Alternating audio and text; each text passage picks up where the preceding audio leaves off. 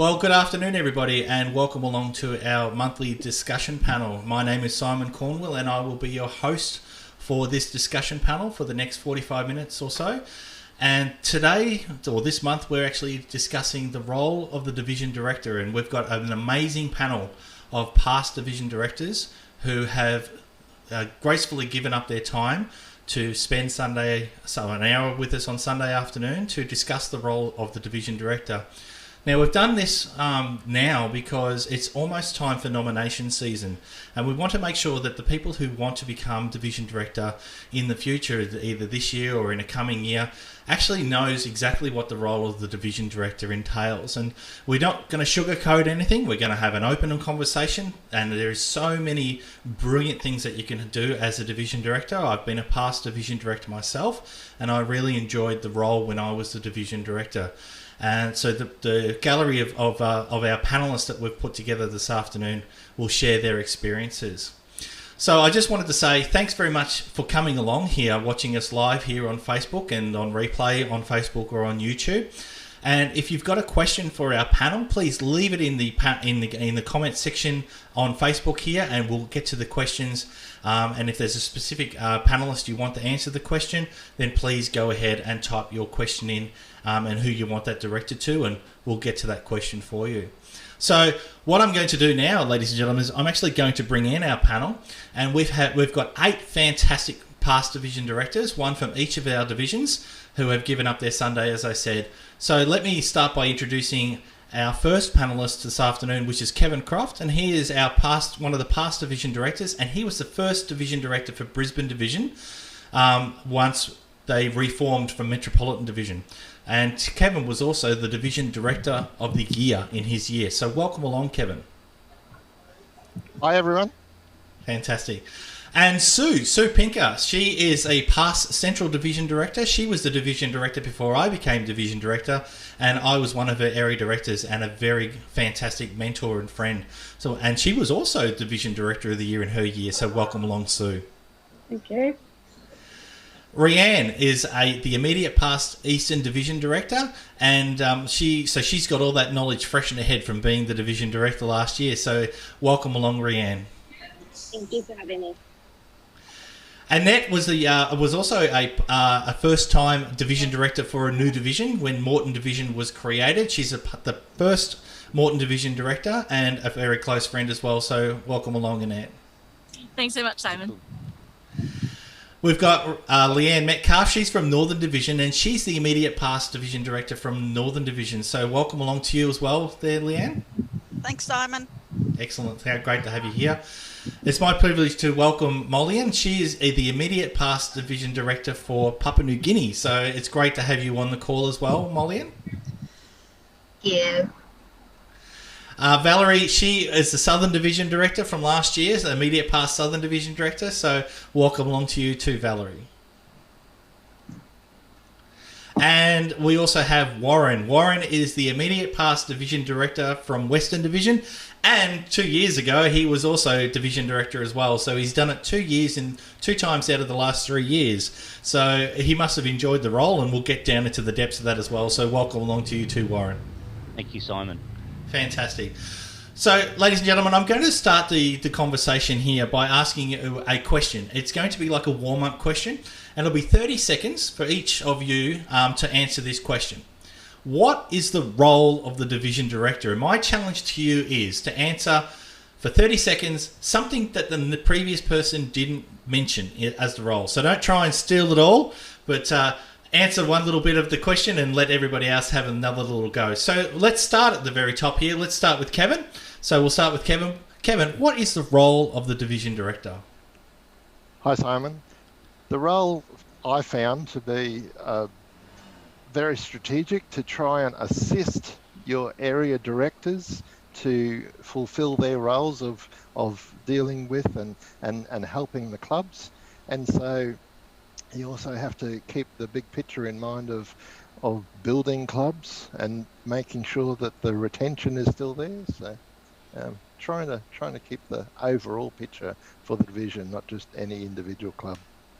Fantastic. Thank you, Kevin. Sue, tell me, what's the role of the division director to you? Simon, to me, other than what Kevin said, it's to lead a team and prepare a team at the beginning of the year, as you do in your training, to set goals, and then to help and support those area directors to achieve all of those goals, and to do it by motivating and encouraging them at every step of the way. Absolutely fantastic. So Rianne, tell me, what is the role of the division director to you, please? I mean, the role of division director to me is an administrative role that works closely with the trio and the district too, like Kevin and Sue had mentioned, that bigger picture and working with your division team to aim for those bigger pictures. Fantastic. Okay, Annette, it's your turn. So what is the role of the division director for you, please? Simon, one of the main roles that I found that the division director had, and one of my favorite roles, was to organize the club leadership, club officer training for the members, and to do it with really qualified and experienced facilitators. It was something that I put a lot of effort into, and in my year I traveled around to a lot of different divisions and helped them out as well. And I feel that at least back in my day, that was the role of the division director primarily, and something that I really enjoyed. Back in your day, we were division directors together, and I remember we had a lot of fun. And yes, I agree 100% that one of the major roles of the division director is to help organise the club officer training. So thank you so much for that. Leanne, do you want to share your experiences of what the role of the division director is, please? Okay, Simon, thank you. I believe that one of the roles of the division director is actually be a conduit from district and obviously from TI itself. But one of the things I found that you're mainly supporting your area directors, but one of the things I found, you need to be supporting them but not providing all the answers. You need to teach them where to find the answers. In other words, you're not the be-all and end-all. Teach them how to actually go and do their role, and then they don't need to be coming back to you every 2 seconds. How do I do this? How do I do that? Teach them how to Google. Absolutely. There's so many resources available on the Toastmasters International website and also on the Toastmasters District 69 website, that if members would like to find out the answers, especially through the area directors and through the club presidents, there are so many resources available. So yeah, absolutely, you're spot on there, Leanne. Thank you so much. Our next panelist, Molly, can you share with us what you think the role of the division director is, please? Thanks, Simon. For me, I thought the role of the division director was to lead a group of other leaders, and I found it interesting.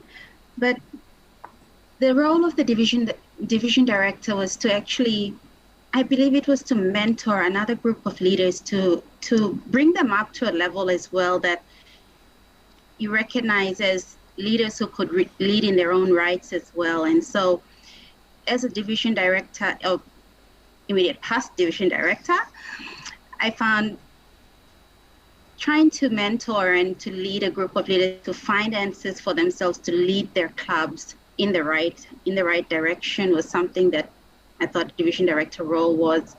I found out that was a part of the division director role. So yeah.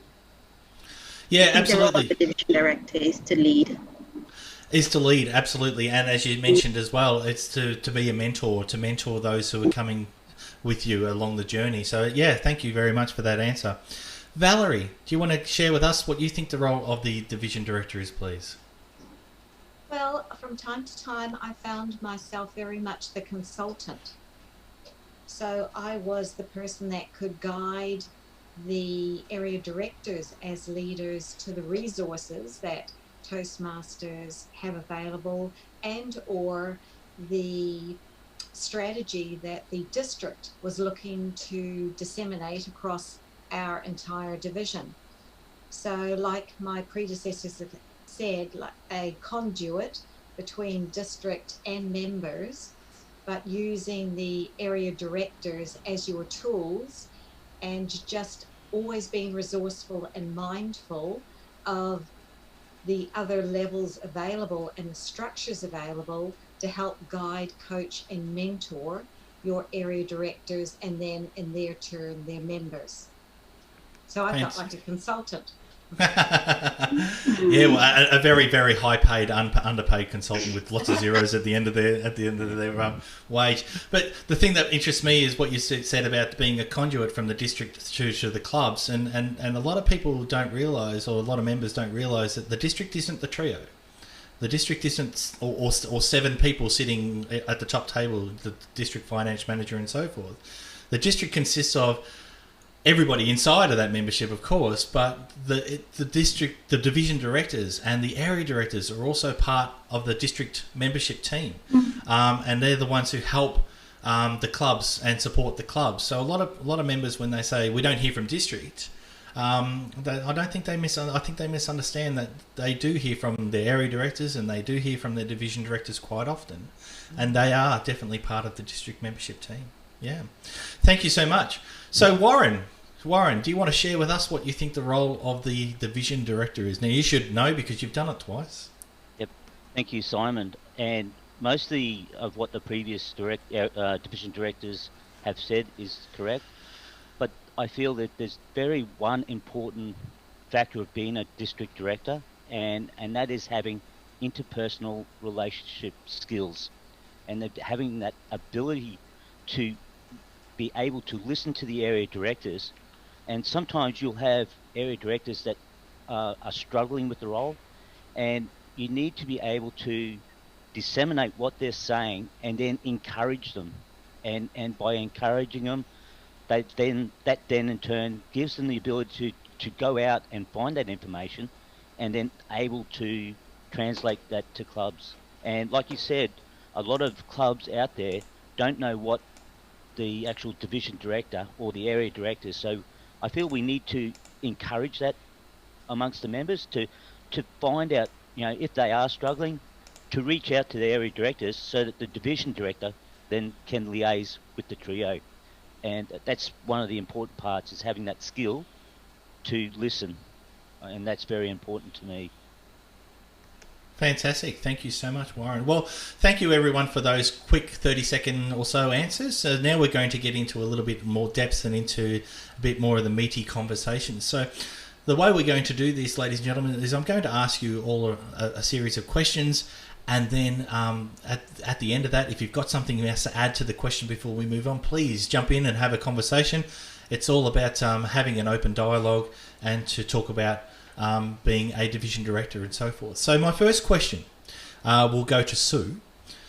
Sue, what led you to run for the position of the division director when it was time to run? You're on mute there, Sue.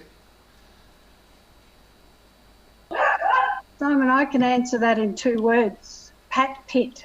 Pat was my predecessor, and as everyone knows, a legend in District 69 that we have unfortunately lost.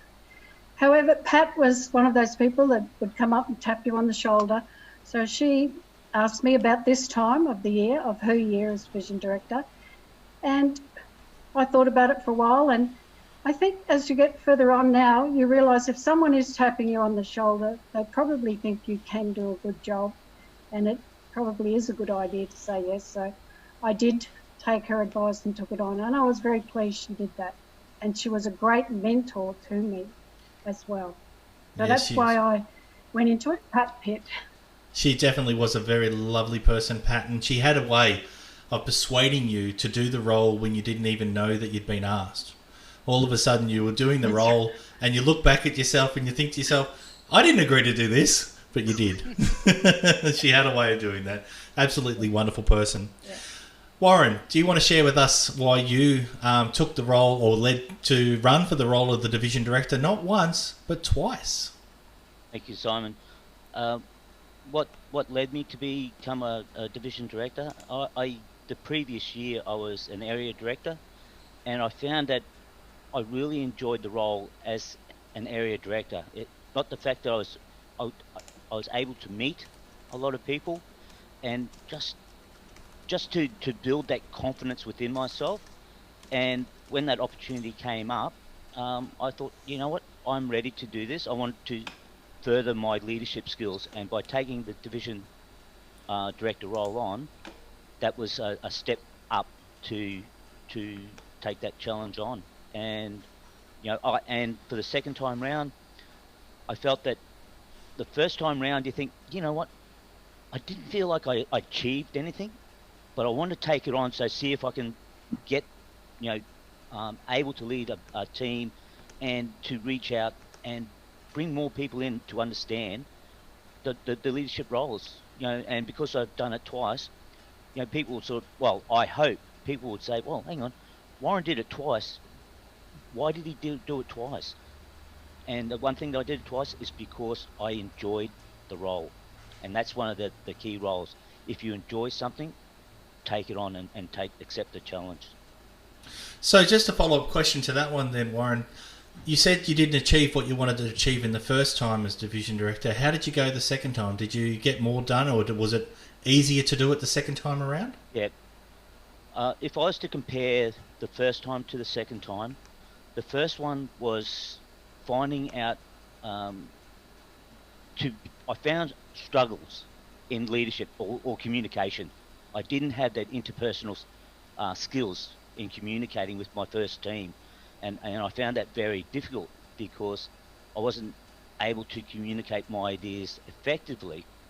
But when I took it on the second time, and with the area directors that I had, I realised I compared what I did the first time to the second time, and I was able to encourage the area directors. And if I found that the area directors were struggling, I then was able to call them, to talk to them, find out what the issues were with being an area director, and then I was able to lead them and point them, like I said before, point them down the road that they need to do. And I found that by doing that, the area directors were able to go out and communicate with their clubs, and and that's what inspired me to do it the second time round. And that was the comparison: not being able to communicate, the second time way able to have that skill to communicate my ideas effectively, or encourage.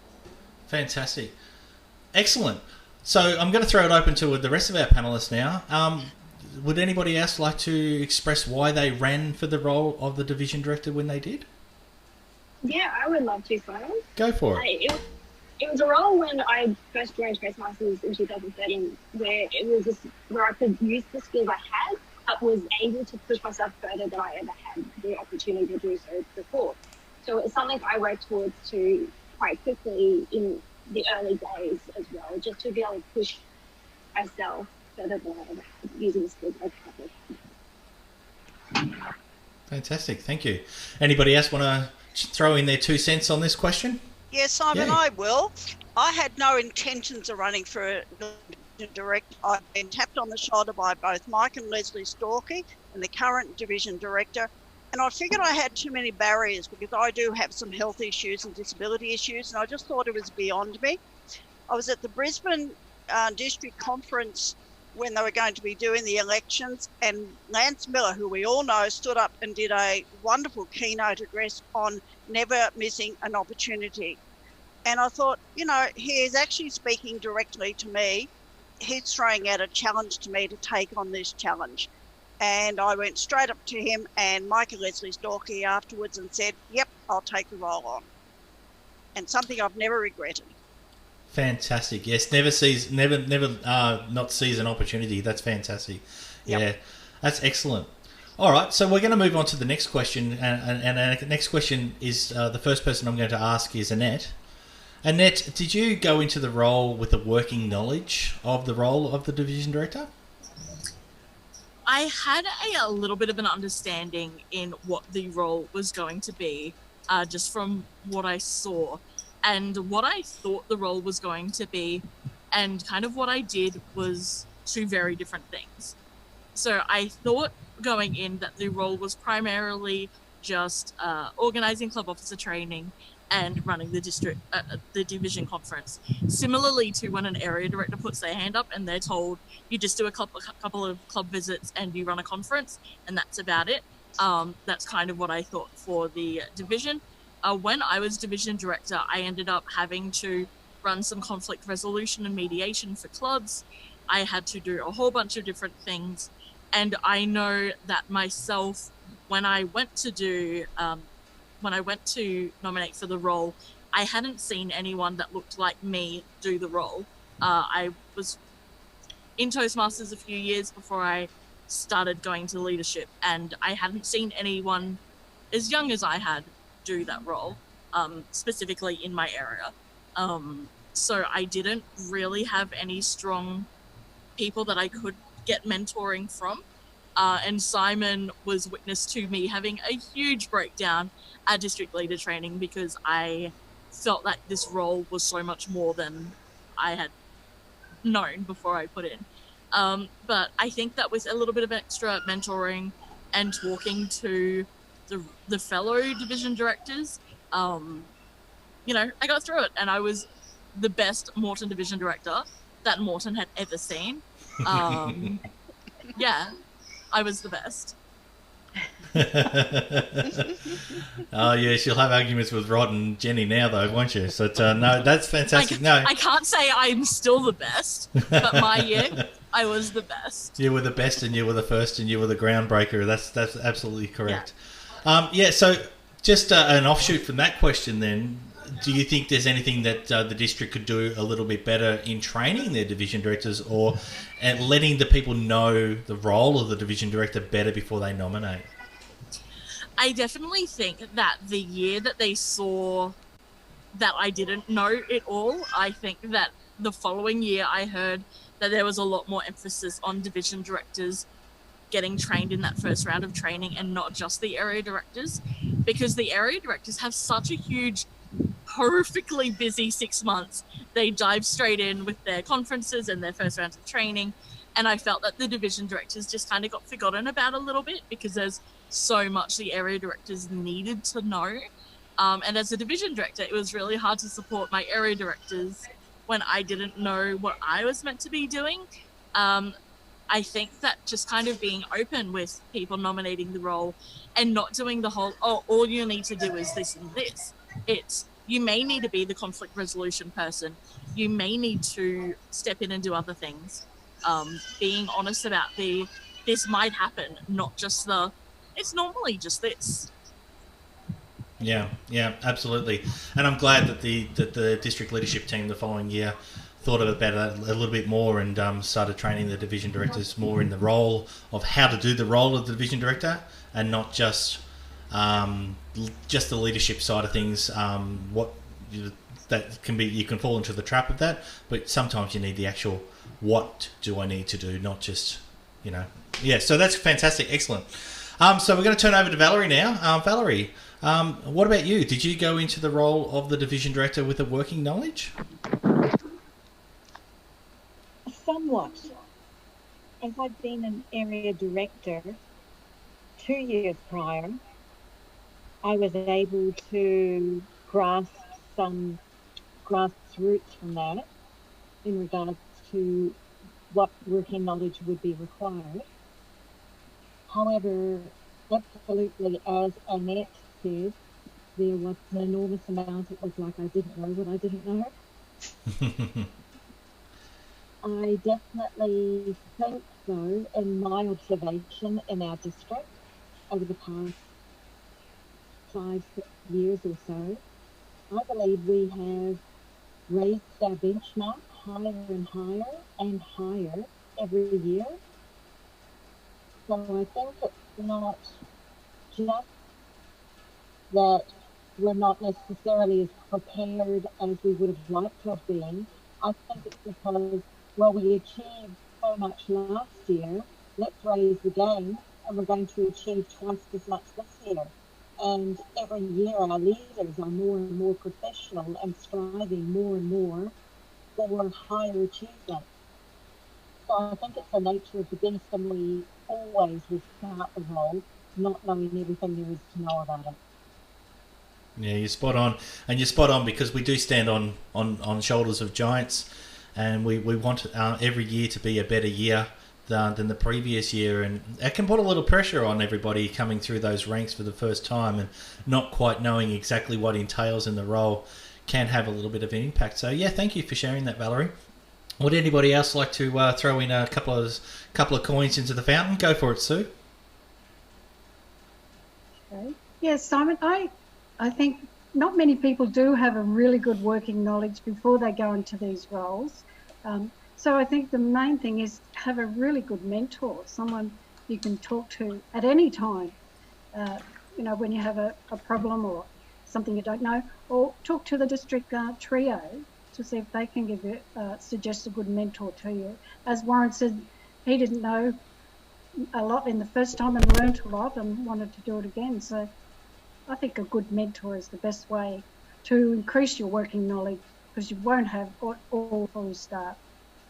Yeah, absolutely. And as I said, we're all in this together, and we've all done the role, and so there's always the good thing about being a past division director or a district director is you've always got someone to mentor in the future. So as past division director myself, I've been able to mentor my people who have come, the members who have come through as division director after me, and I know that when I was division director that you mentored me in my role as well, Sue. So yeah, absolutely. So building upon on everybody's knowledge is a great way to expand it together as a group of people. Okay, yes, go ahead, Warren. Yeah. The one thing, like for those people that are considering stepping up into a division director role, is to reach out to those people that have done it before, and if you have any questions, ask them, and then they are able to answer those particular questions for you, and point them in the right direction. And then if they're happy with your answers, then like you said, if choose them as a mentor to help and ask those particular questions. That's the only way that you'll overcome those initial fears of stepping into a role that you're not sure of what you're doing.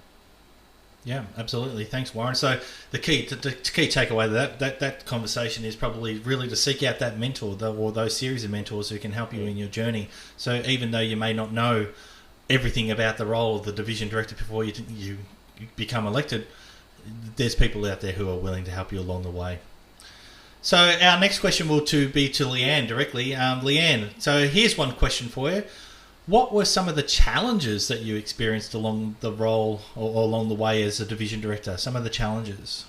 Thanks, Simon. And there were heaps of challenges. And dare I mention the word in this? And we're all getting used to working with COVID now and how we're going to run our divisions. But my division conference was cancelled 5 days out, and that and Mike and Leslie Stalky, who were keynote speakers, were on their way to the train station to come from Brisbane to Townsville.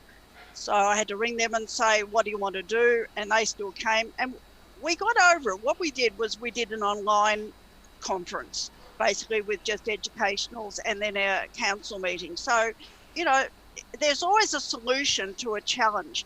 I guess my other challenge is area directors, their personalities. They've all got different personalities, and you need to learn how to deal with all those different personalities. And I had one particular instance right in the very beginning of my role where one of my area directors had no conception of what the role was, and when it was really clearly explained, was quite upset about it and decided no, it wasn't for her, and left. So that left a big hole for the Northern Division. But you just pick yourself up and say, okay, we need to move on with this, and we need to appoint someone else into the role. But it's all about, as Annette said, it's some of it's conflict resolution, and you are part of that. But if you just remember that everyone has a different personality, and accept that, and just stay, as they taught in district training, stay above the line. Stay respectful of people, stick to the core values of Toastmasters, you'll come through it all. Yeah, absolutely. Core values of Toastmasters, it's one of those things that we must always remember to always have those values in our minds whenever we respond to an email or have a conversation. And as you mentioned, people are on different journeys in Toastmasters. Sometimes people are further along the journey and they really want to go down that leadership path, and other people want to back away and have a bit of a rest, and that's perfectly fine. So you don't know where anybody is until you actually have that conversation with them, and obviously that person at that time wasn't ready to be in that leadership role. So Thank you. Yeah, well done, Leanne. Thank you so much. So I'm going to ask the same question to Kevin. What were some of the challenges that you experienced in the role as the division director, Kevin? Thanks, Simon. And I'll refer to some of the other answers that have already been given in other questions. A lot of interpersonal issues, and in my case, even issues of health, so whether it be physical health or mental health. I had one area director who passed away just a couple of months into their 12 months, and a couple of others who were not in the healthiest state of mind. And I've got to say it was a big shock for me trying to cope with and assist them, as well as being able to assist the other people in my team. And the only way I managed to do that was to have a good team, and being able to source help from outside of not just me. I'm not the be all and end all. It's about the team and the division and being able to rely on people, and being able to find every single club's got at least one, maybe more go-getters in the club. Otherwise, the club would have already folded probably. But and everybody's got best intentions at heart. So that's how you overcome challenges, whatever they be. Yeah, exactly. And it would have been really hard having one of your own area directors pass away only early on into the piece, and that shows resilience for you, and why you worked really hard with your team, and you were successful at the end of that year, and that's why one of the reasons, I'm sure, that you won Division Director of the Year that year. So congratulations, Kevin, well done. Would anybody else like to throw in a challenge that they may have faced during their role as the Division Director, or we'll move on? Okay, so let's talk about the victories. We've had our challenges, but the Division Director role is actually a really fun role, and you can have a lot of victories along the way, a lot of big victories and a lot of small victories. So my question is to Rianne here. Rianne, share with us some of the victories you had, be it small or big, please. I had two massive big victories myself in my term. There was a period where I had 3 vacant area director positions. So with that, I had 12 presences supply me with area director reports out of the 25 area directorless clubs, which meant they submitted it to me, so I could then submit it to TI, which was excellent. I would have never thought them coming together, working with each other to get this done. And then the second of all, the presidents actually communicated with myself, some weekly, some fortnightly, some monthly, just get me updated on what was happening in their club, in their area, and all the plans they were doing, which for me was a huge victory. I didn't expect any of this. I did ask the president to step up as acting area director for their club, and they went above and beyond for me. So when we ended up getting 2 extra area directors to fill in those spots, it was a smooth transition from presidents to area directors, even though they still came and communicated with me, but they were still always keeping their area director updated at the same time, because they were so used to having me as their go-to point while there was that missing in between process. So that was my huge victory for my term. What about a small one? Smaller? I found out that I love analysing data. The amount of reports I do monthly for area as division director, it was like, oh, I love doing this. So it's something that I'm like, oh, I could actually do this in real life for myself now and get actual paid extra zeros with a number in front of that. Oh, that's fantastic. That's excellent. Wonderful. Okay, so let's move on to Mollian. Mollian, what were some of the victories that you had during your role as division director? And I'm sure there were a few of them. Yes, there were. And I think the one that jumped out at me as soon as I read that, heard the question, was that it was seeing your clubs achieving their goals.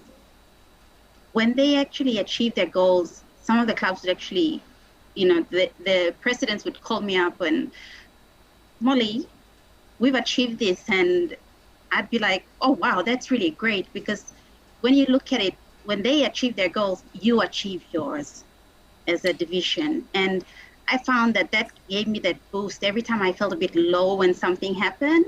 And I'd see them achieve and really push to achieve their goals. And you'd look at it and you'd go, something's working right. This is my first time to do this role, and something's working right. They're achieving their goals, and the members are coming up to the level that they want to come up to. They're working to lead up to. So I found that that was one of the biggest victories of the role, that just watching how your members developed and how the clubs came up to be better from the previous years and the learnings they come with it. Personally, the one that I found for myself, personally taking up that role, was the leadership skills I learned in the role. And it's true that when it's your first time, you're stepping into there, you can read everything you want, find out about the role, but actually doing the role is something totally different. And I found that to be a really big learning experience, not only with dealing with other people, but bringing those learning experience back into my job, into everyday life. And that has really helped me. That has really helped me now in my current situation with the COVID and everything happening around us. So those were the two specific victories, I'd say. There were a couple others, but those are the two specific ones I can really point out at this point in time. Fantastic. Thank you, Simon. Thank you so much for sharing. Yes, we have our different victories along the way, and I would just like to see if there's anybody else who's had a couple of victories when they were division director. Is anybody willing to share something out there? Yeah, I'd like to. Go for it, Warren. There were two victories in this year, or in February for myself, and one was the renewals, having all 27 clubs in Western Division renew, and being in a COVID situation, that was an absolute joy that we had all clubs renew, and that just made my role an enjoyable role. And the second one, and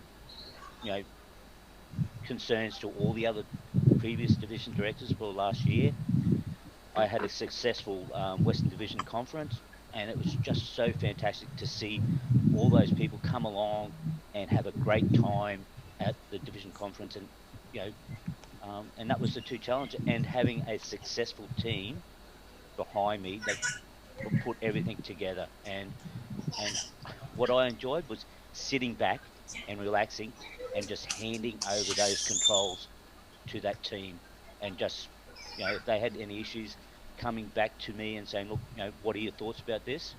I said, that's fine, you organise it. And that's the thing about being a division director, not to take everything so seriously, but be able to let go those little challenges, or those little assignments that makes your role so much easier when you let go. And that's what I found was one of my greatest victories, was to let go. Whereas the first time, I just wanted to hold on to those reins and do it my way, and I found that didn't work. But the second time, let go, and it worked so much better. Fantastic. Well, thank you very much for that sharing of that one there, Warren. And so what we might do is we might just keep moving on. And I noticed that Molly was talking about her skills outside of Toastmasters, the things that she learnt as a division director to take into her work life. And my question would be to Annette here at this stage is Annette, did the role of the division director help you develop skills that you could take outside of Toastmasters into your work life? I think that the role of the division director, I'm already a really admin kind of person. In my job, I am a disability worker, so most of my work is around organizing people's days and organizing big things. So I didn't learn a whole bunch the admin side of things. I think what I learnt most is a little bit more confidence and a little bit more of an ability to train other people. So for my club officer training, I decided that I would be the one that started the branding training. And most people, at least in Southeast Queensland, would have seen me talking about branding because apparently it's something that I was good at talking about, and I could do it in front of a group, and I could make it somewhat humorous and somewhat enjoyable, apparently, according to my feedback. So I think that the role, and by putting myself in the position of, hey, you have to learn this thing that you know nothing about and present it to a large group, that was something that I got, which I didn't expect that I would get. It's just so much more than just doing speeches, because you can't prepare all of this information yourself. You're giving and presenting other people's, like branding. I have no say in what fonts we use, but TI makes that call. I just have to present that information, and I really enjoyed that. And I've presented at club officer training nearly every year since, and every round and across divisions, and yeah, it's something that I really enjoyed, and that I don't think I would have known I enjoyed if I didn't take on the role. Yeah, absolutely. I think you hit the nail on the head there, and with the fact that Toastmasters gives you the parameters, but it gives you so much room in those parameters that you can take it and own the project for yourself. And especially around the branding presentations that you wrote, they were phenomenal, and there was a bunch of really good presentations that came out that year. I know Kate Norris did an amazing presentation around finance, as well as growing club membership, and using those skills, you were able to work within the guidelines and work within the parameters, but also let your star shine a little bit. And that's what I would definitely encourage the district to continue to do into the future, is allow their members to be utilised as resources. So thank you so much for that. Kevin, I'm going to ask the same question of you. Kevin, have you taken anything outside of the division director role or Toastmasters over the years that has helped you in your work life, please? Well, just the ability to deal with a lot more interpersonal issues was one of the biggest confidence building things that I got out of the role. I was after the leadership side of Toastmasters is one of the reasons why I joined, and I didn't realize at the time how much I had to grow in that area of dealing with other people. And so having a team and having people that can rely on, and being able to support them in their role and they support me, that gave me a lot of extra confidence in being able to deal with extra people. And that's one of the core missions of Toastmasters, isn't it? You know, to build confidence in people, to help them to become better speakers, communicators, and leaders. So yeah, absolutely. So thanks very much for that, Kevin. Does anybody else want to share what they've been able to take outside of Toastmasters as a result of Toastmasters? Go on, Sue. I'd like to just say, and Leanne sort of said this too, you learn about different personalities and how they work. Now, I had a great team of area directors, but they all worked very differently and very differently to me. I had some that you'd ask them to do something and like that it was done. Simon was one of them. You just hit enter and the answer had come straight back. I had others that took their time, but they all did it in their own way, and they did it not the way I would have probably done it or the way I thought they would do it. And I had one in particular who did everything at the last minute, but he didn't let me down. He did it every time, but I was there pulling my hair out, and I just had to learn that that's a big thing I took away from, that different people work differently, and that's something you learn, and you have to accept that and just mentor them in the way they want to do things, not the way you do things. Yeah, well, that's exactly right. Yeah, it does, Sue, because it's like everybody has a different approach to doing things, and sometimes if you force people to do it your way and only my way or the highway, those people will go on the highway and they will never come back. Or maybe, just maybe, you may have missed a different way of doing it, which is something that could open you to a new learning opportunity. Because as Toastmasters, we don't know it all, and we should never pretend that we do. And there's always people out there, mentors, and even with the area directors doing it a different way, can teach a division director another way of doing it, and you can open your mind to the whole circle. And yeah, absolutely spot on, Sue. Well done. Yeah, Simon, I think the word we all learn to use is patience. that's true. That's true. Yep. Absolutely. Yep. Patience is great. Patience from the people you work with, but they also have to be patient with you too, I suppose. So, and we all learn together as a team. Yeah. Okay, so I'm going to ask a couple more questions here, and I'm going to put it out onto Facebook. Has anybody got any questions off of the Facebook feed? We've got a few people watching us live on Facebook. If you've got a question, please put it into the chat box, and we'll be happily pass it on to our panellists. We've got a couple of comments here. Kayleen Ledger, who's our region advisor, she's watching it at the moment, and she says this is a great insight, a great conversation. Barbara said that this room is full of so many knowledgeable people, and that is so true. And it's people like you, ladies and gentlemen, on the panel sharing your knowledge freely that help the next generation or a lot of people coming through as division directors or area directors to really understand and have an insight in what the role entails. So please, if you've got a question on Facebook, type it in and we'll be happily answer that question for you. So my next question goes to Rianne. Okay, Rianne, how did you go about communicating and working with your team? Thank you, Simon. So with my team at the first training session, which was in June, we sat down and at lunch together and we decided that as a team, what was the best way we want to communicate with it for our team meetings? Was it going to be face-to-face? Was it going to be by Zoom?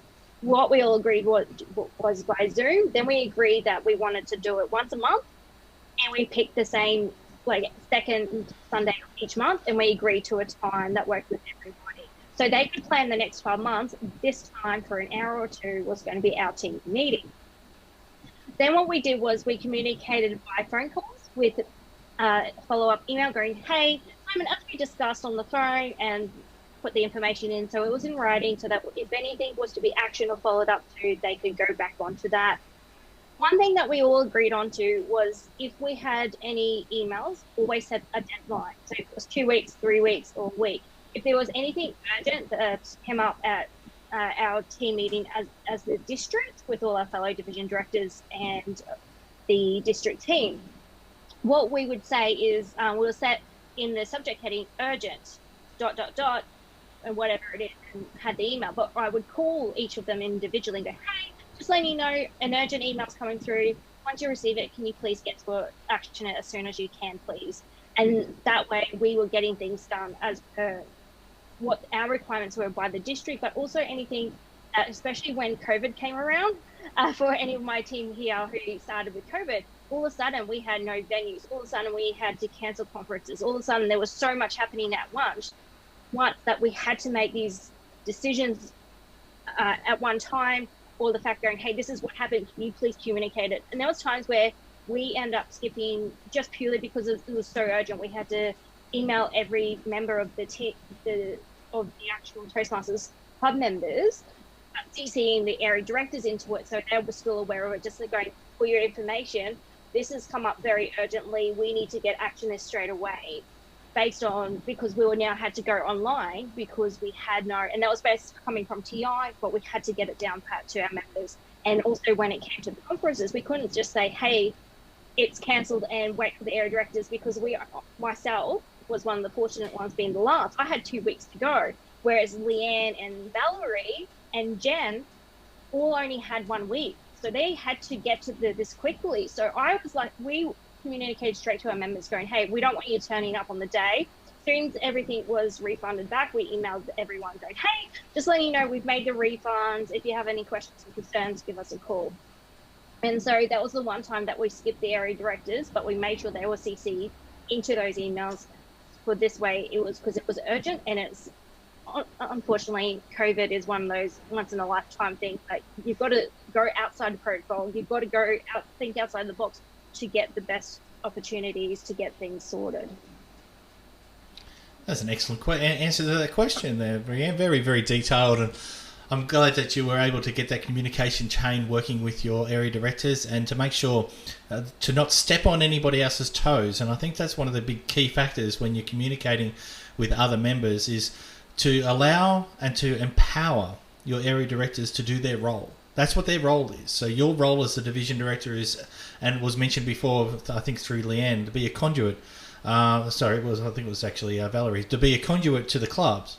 And so as a division director, your role is to support your area directors to connect with their club presidents and so forth and secretaries. It's not to step over the top of the area directors and to not allow them to do their job. So thank you very much for sharing that with us there, Leanne. Leanne, up north. Now you have a massive division up there in Northern Division, just like Western Division has, and Central has a big division as well. But how did you go about communicating with your members?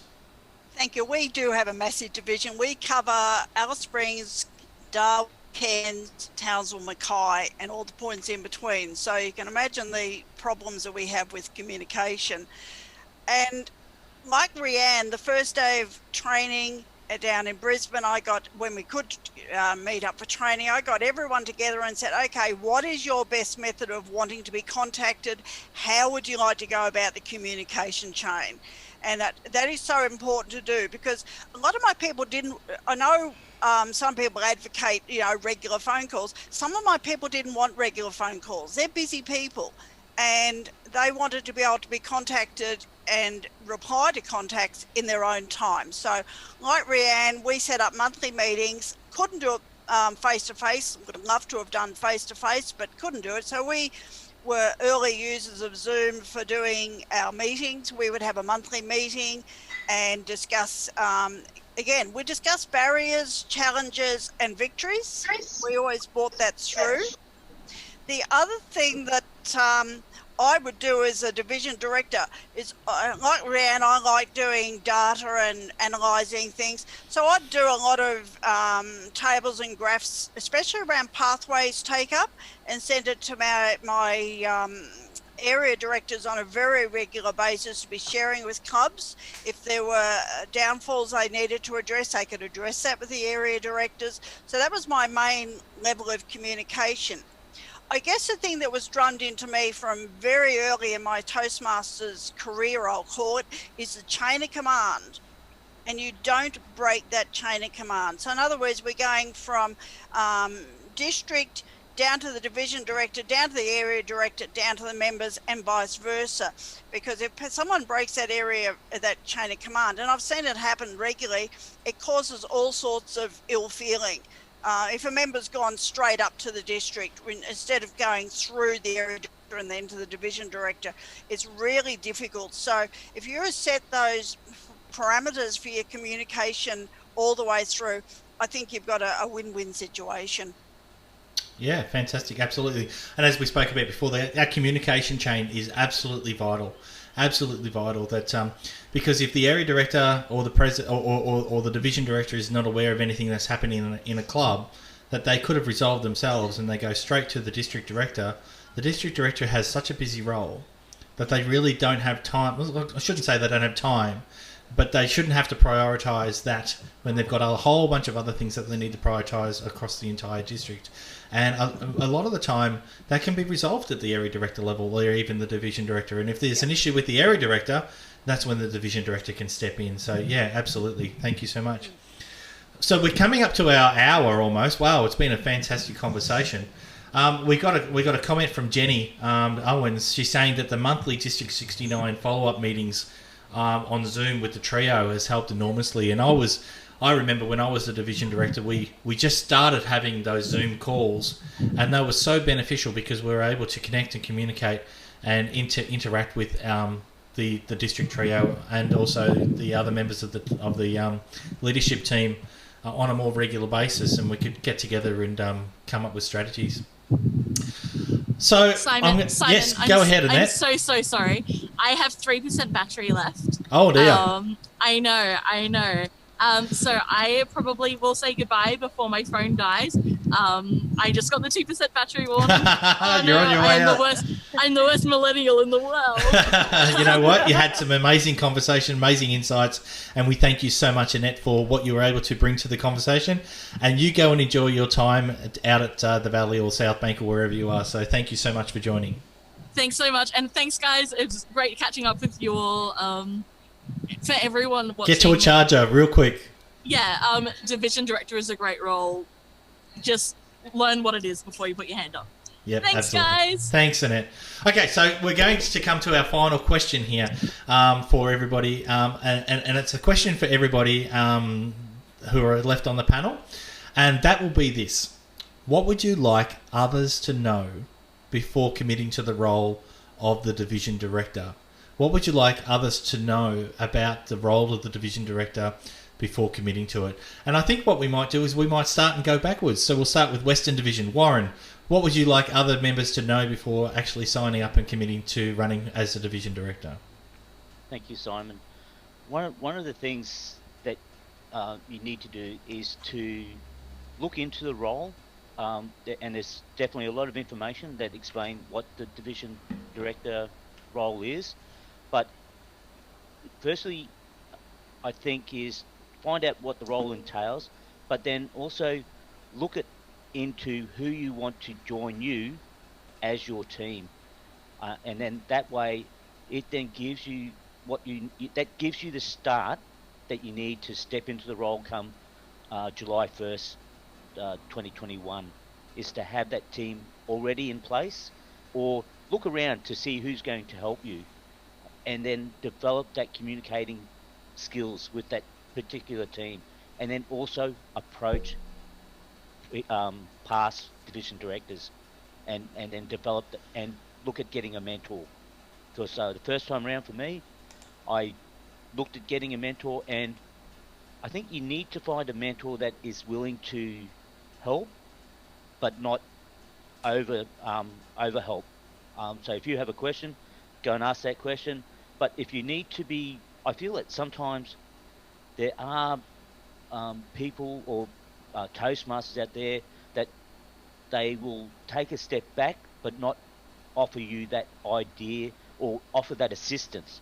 So if you are unsure of doing something, and you think that you are doing something right, you need to have that feedback. And it's like an evaluation. You look at the positive, what the particular speaker is doing, but if there's that specific point of improvement while you're in the role, I think that's very critical. Because if you don't know what you could be doing something wrong, but if that person offers you that idea and say, look, Warren, even though that's a good idea, I feel that you could be pushing the boundaries, and then that way it says to me that take a step back and then consider that idea, and then move forward from there. But it's to have that critical feedback, because I feel sometimes if no one offers you that information back to you that you are doing something wrong, you could just have a snowball effect, and then people you have those challenges where people won't approach you because they don't accept you as a leader. That's a wonderful insight. Thank you very much, Warren. Wow, that's a lot to listen to and to understand. And yeah, absolutely. Make sure to have that team ready to go, and to sort of have your I's dotted and your T's crossed as much as you can do. As Warren said, you're not going to have and know everything from the very, very beginning, but see how you can go about getting as much of your team together as possible. Yeah. Valerie, what about you? What would you like others to know about before running as a division director? That it's a wonderful experience, that it's a fabulous learning curve, and everything you've heard today definitely will be part of your experience. But before you run, know that you will gain as much as you put into the role. So you will receive what you put in. Definitely agree with Warren on pre-selecting your team so you hit the ground running if at all possible. I definitely would advise people to look very early on at booking judges as well as conference dates. And I would also ask people to look early up front at how they're going to motivate their team and keep their team motivated so that they have engagement throughout their entire term. And also, again, I agree with Warren on being approachable and available when your team needs you as much as possible. And again, too, I'm just echoing Warren here. There are moments and times where you'll need to be firm and assertive and directional. I think maybe you start your role as a coach and that you evolve into a mentor as your team learn and develop with you. And please acknowledge your successes along the way. Absolutely, absolutely. Fantastic. Oh, that's just some pearls of wisdom there. Thanks, Valerie. Molian, what would you offer up some wisdom to people who would like to become division director in the future? Thank you, Simon. That's a loaded question. And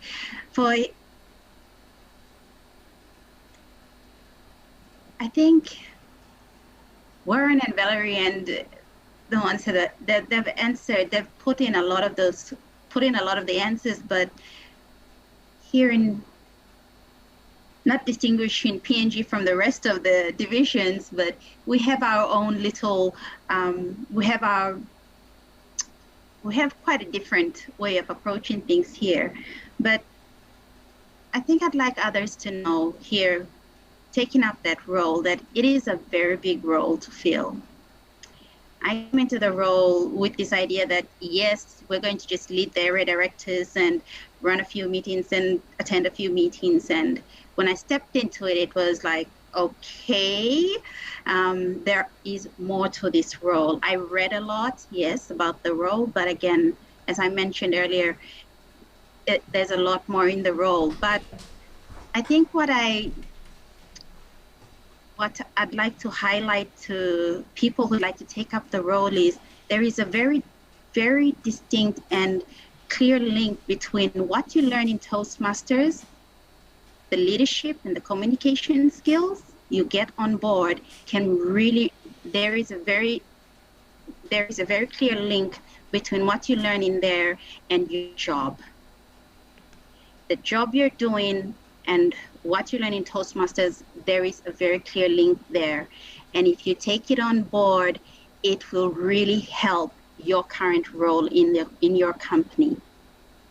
I've found that to be it's very realistic. And that's the message I carried forward when I was coming out of the role and I was looking for area director.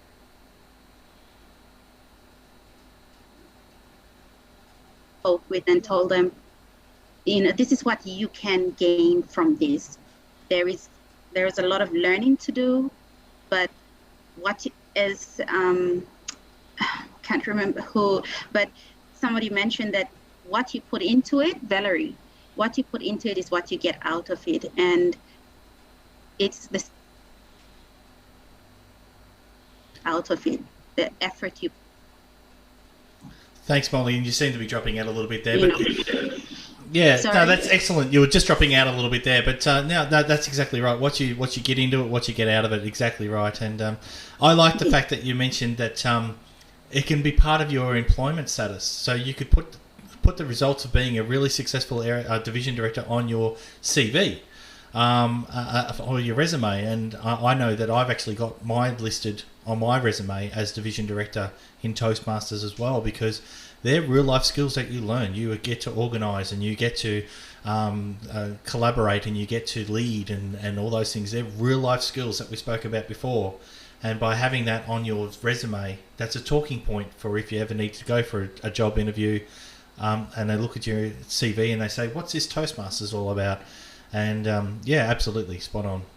Okay, so let's move on to Leanne. Leanne, what would you offer to the incoming or people who wish to become a division director in the future, please? Thank you, Simon. I think our previous speakers have covered so many areas. One thing I think we need to do is, and we've talked about it a little bit, is go back to at least your last division director and ask them about, and you need to know information about your areas. not only just the division, but down to grassroots areas and clubs, I would ask them some information that will help you in your role going forward or making your decision to go forward. The other thing I think we need to be mindful of, and it's okay for me because I've retired, I've got all the time under the sun. Some people don't have that time.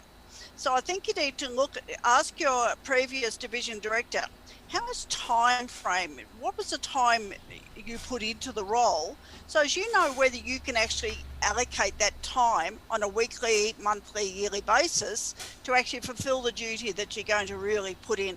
And as Molly said, you get in, you only take out of it what you put in. So if you don't have time, you're not going to get the best out of the role that you're going to be doing. So find out how much time it's actually going to take to do the role so that you can commit to it.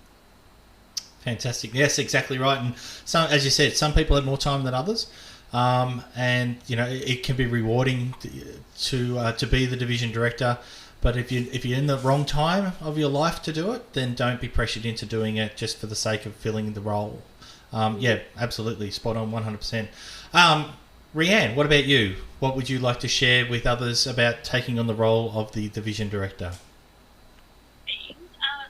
Especially with myself, Toastmasters International has great resources on area directors, division directors, and what some of the training we do at district training is actually on their website as well. So I had done all that research in the early days. However, I worked with Northern division directors at the time because that's where I was based to learn more hands-on about the role. So if you can take the opportunity to be secretary or treasurer, finance manager, growth, program quality, whereas I did area director at one time, just to try and learn more about the division directors, a bit more hands-on, will help you prepare for, maybe not now, not next year, 5 or 10 years down the track when you are in that capability to take on the role. And as mentioned before, have a mentor. I personally preferred having a mentor outside the division itself, so that way any issues that come up, they may know the people, but they're not emotionally attached to it. They don't know the person on that level where within the division, they have the same issues every year or something. Whereas there was a third point of view that I can go, hey, these are the things I like to offer. I want to bounce off these ideas too. And they're like, oh yeah, I could have seen this in a different division a few years ago, or actually in my year. And they could help bring that knowledge into this situation, which helped me myself. Another thing you need to do is the complete SWOT analysis of yourself and create a team to fulfill your weaknesses. By doing that, you build a strong team to make sure that not only do you have a full team, but you're able to give the division the assets and the capabilities that it should have to be a successful division.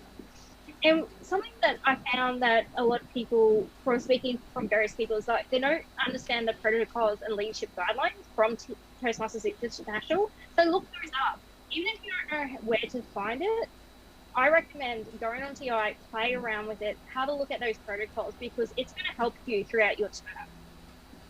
And one of the things that, make sure you ensure you attend all district training. It is very vital.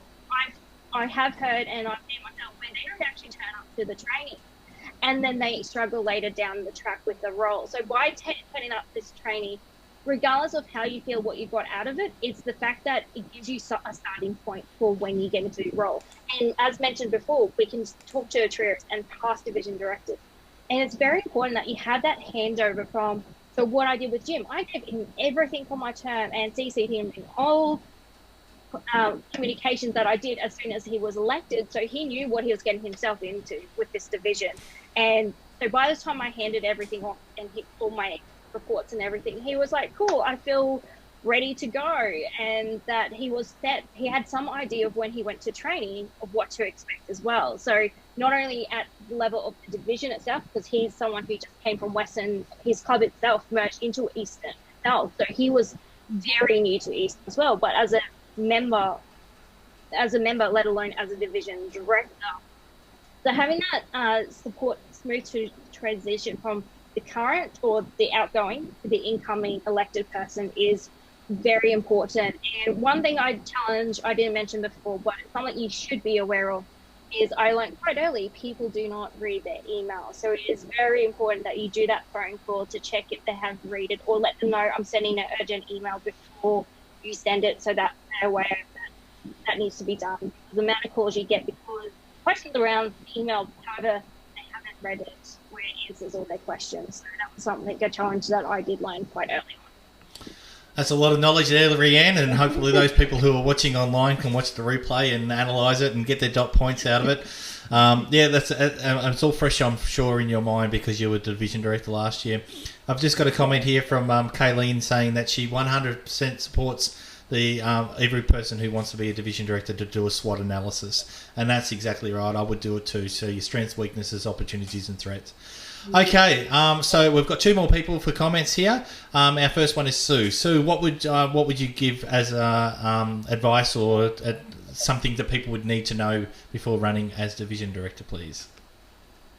Simon, I think everyone needs to know that they will learn excellent leadership skills by being a division director, and if you carry out the role following the core values of Toastmasters, integrity, respect, service excellence, you will be a good leader and a good role model for your team.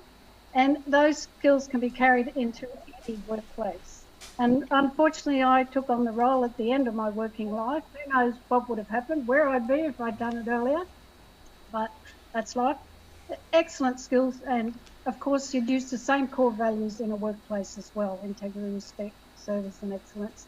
I'd also like to let people know you'll learn a great deal about District 69, how it runs, all the behind the scenes stuff. You will learn a lot about Toastmasters International as well. As Rianne said, you'll need to familiarise yourself with the Toastmasters International website. There's so many resources there, and on the District 69 website, so you will learn a lot. But the one thing I learned basically was that a division director really leads from behind. The trio and the area directors are leading from the front, and sometimes clubs, the only contact they have with district is through the area directors. So you're leading that team, which is at the coalface of every club in the district.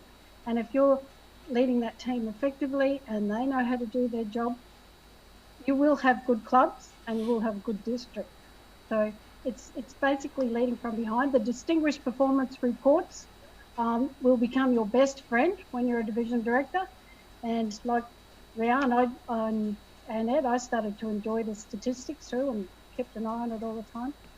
Yes, you will learn a lot of leadership skills. You will learn a lot about District 69, and you'll learn a lot about yourself as a leader as well. Thank you, Simon. Thank you, Sue. Fantastic knowledge. And yes, I was, as I said before, I was area director under Sue when she was the division director, and she was an amazing mentor. And she taught me a lot of things that I took into my role as a division director as well. Kevin, what would you like to... Go ahead, Sue. I learned a lot from Simon too. You'll learn a lot from your area directors as well. Thank you. Kevin, what about you? What would you like to share with the members who would like to become a division director? What do they need to know? Well, thank you, Simon. I'd reflect on a lot of what everybody else has already spoken. So do try to find out as much as you possibly can about what's involved, whether it's through asking as many people who've been in the role before as you possibly can, or reading up on the TI or the District 69 website, getting yourself a mentor, all those sorts of things. But like I spoke about challenges earlier that you might face in your role, but in the end, I really enjoyed the role. It can be so much fun to see the achievements of the people that you're trying to help. So as you, especially as you get to meet some people that you hadn't met before, and you find out, oh, that person's just got their first ever Toastmaster award, or this club hasn't attended training before and they sent 2 people to training this year when they hadn't sent anybody for the last 3 years. That sort of thing. Just those little wins, just about make it a little bit better than what it was when you started so that you can hand over something nicer for the person behind you. It can be a lot of fun, and if you try to work with your team and assist your team, and try and find those gems or those go-getters in every club, because every club has one or more of them. Because otherwise, as I said, the club would have probably shut down 2 or 3 or 5 years ago if they didn't. So Absolutely. every club has them. So work with your team, and you can have a lot of fun. Fantastic. Thank you very much, Kevin. And I've got a comment here, and I just wanted to address it, not directly to Warren, but I can just address it to the panel. Jeanette Hayden has actually written on Facebook saying, my advice is to talk to the partners of the division director to see it from a different perspective. And being Sue, being the partner of a previous district director, I would definitely say that. And my wife, Melinda, she was division director last year in Central Division, so she saw me go through that role a couple of years earlier. And hit up the spouses, hit up the partners of the division directors and see what their perspective of it is. And that. But ladies and gentlemen, I just wanted to say thank you so much for spending an hour and actually almost an hour and 20 minutes with us. It's gone actually longer than I predicted it would do, and I apologise for taking all your time. But I do appreciate the knowledge that you, ladies and gentlemen, have shared on this panel this afternoon as previous or past division directors. And I just wanted to say that I really enjoyed my role as the division director, and I'm pretty sure that each and every one of you enjoyed your role as the division director as well. There are opportunities there for growth, there are challenges, but there are a lot of victories along the way, and we've hopefully been able to take the blinders off or the mask off today and show everybody who watches this now or watches it on Facebook or on YouTube at a later time to really understand the role of the division director a little bit more and not sugarcoat it. So, ladies and gentlemen, thank you very much for attending on here. The panelists, I appreciate every single one of you, and everybody who watched this here on Facebook.